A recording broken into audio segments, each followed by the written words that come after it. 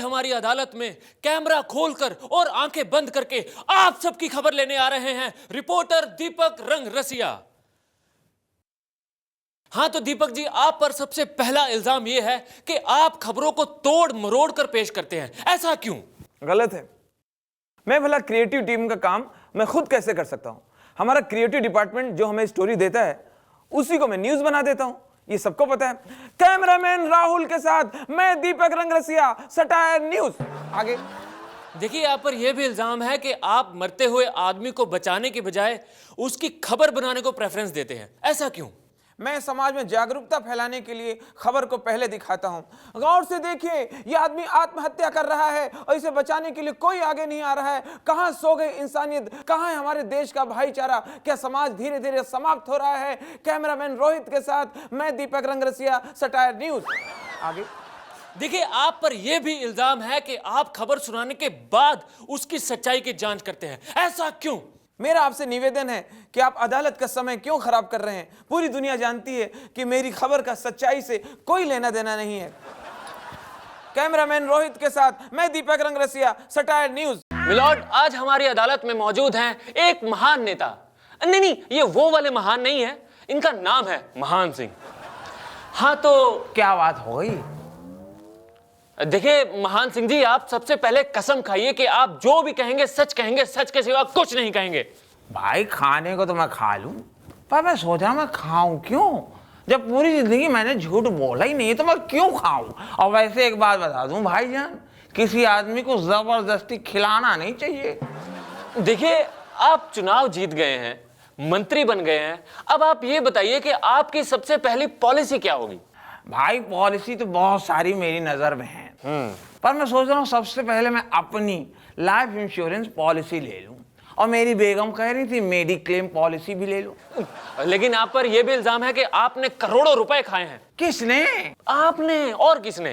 अबे मैं क्यों खाने लगा रुपए? अबे मैं क्यों खाऊंगा भाई? और जहां तक मेरा मानना है कि कोई आदमी रुपया खा ही नहीं सकता। अब ये लो, ये 1 रुपया है, इसे खा के दिखाओ। खाओ।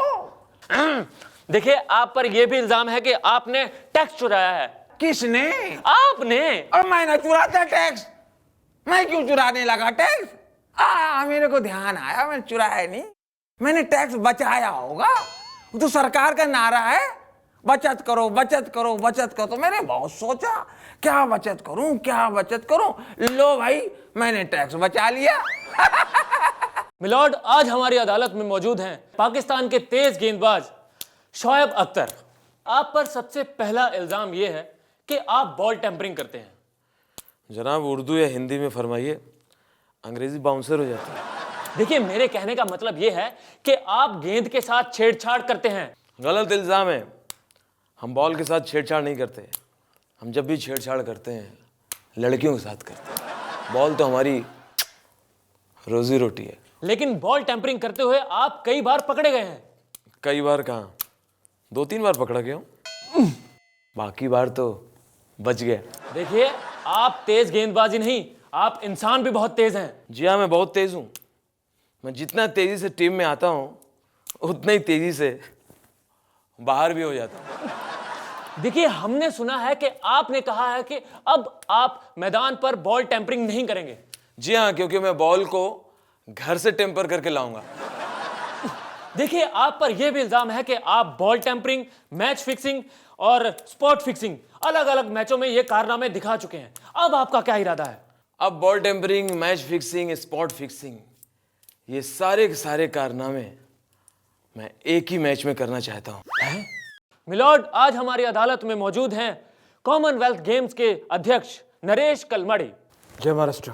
देखिए, आप पर सबसे पहला इल्जाम यह है कि आपने अपने कॉन्ट्रैक्टर के मना करने के बावजूद भी फुट ब्रिज जल्दी शुरू करवाने की जिद की, ऐसा क्यों? ऐसा मैंने देश की इज्जत बचाने के लिए किया। वो कैसे? सीधी सी बात है, खेल के दौरान हमारे खिलाड़ी जब उस ब्रिज से गुजरते तो गिर जाते, तो कम से कम उनके पास घायल होने का बहाना तो था। देखिए, इंटरनेशनल प्लेयर्स कंप्लेंट कर रहे हैं कि उनके रूम्स बहुत ही ज्यादा गंदे हैं, उनमें बिल्कुल भी सफाई नहीं है। उसके लिए आप क्या कर रहे हैं? ये सब झूठ है, मीडिया द्वारा उड़ाई हुई ये अफवाह है। मैंने खुद हर प्लेयर के रूम में जा जाकर एक बाल्टी, एक झाड़ू, एक बोतल फिनाइल रख दिए। खाली समय में साफ सफाई करें, अपना ध्यान रखें। इससे ज्यादा और फैसिलिटी क्या चाहिए?